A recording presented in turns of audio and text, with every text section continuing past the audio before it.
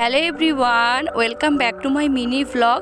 আগের পার্টে তো তোমরা দেখেছো দুজনে পেয়ারা মাখা খেয়ে সমুদ্রের ধারে দাঁড়িয়েছিলাম। তো তারপরে দুজনে উপরে এসে সমুদ্রের ধার ধরে একসাথে দুজনে হাঁটছিলাম। ঘুরতে ঘুরতে এদিকে এসে দেখলাম যে এখানে একটা ময়ূরপঙ্খী হোটেল তৈরি করেছে। আগে যখন এসেছিলাম তখন এটা দেখিনি। তো দুজনে সমুদ্রের ধার ধরে ঘুরতে ঘুরতে যখন সামনের দিকে যত এগিয়ে যাচ্ছিলাম দেখলাম যে নতুন করে এখানে আবার পার্ক হয়েছে। তো দুজনে ঠিক করলাম চলো যে পার্কে ঘুরবো।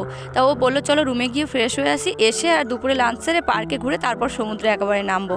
তো তাই জন্য দুজনে তাড়াতাড়ি করে আবার রুমের দিকে চলে যাচ্ছিলাম। দেখতে পাচ্ছ যে প্রচুর পরিমাণে রোদ আর ভীষণ গরম ছিল, তাই জন্য তাড়াতাড়ি করে রুমে চলে এসেছি। এসে আর চেঞ্জ করে নিয়েছি, একেবারে স্নান করব বলে ড্রেস করে নিয়েছি দুজনে।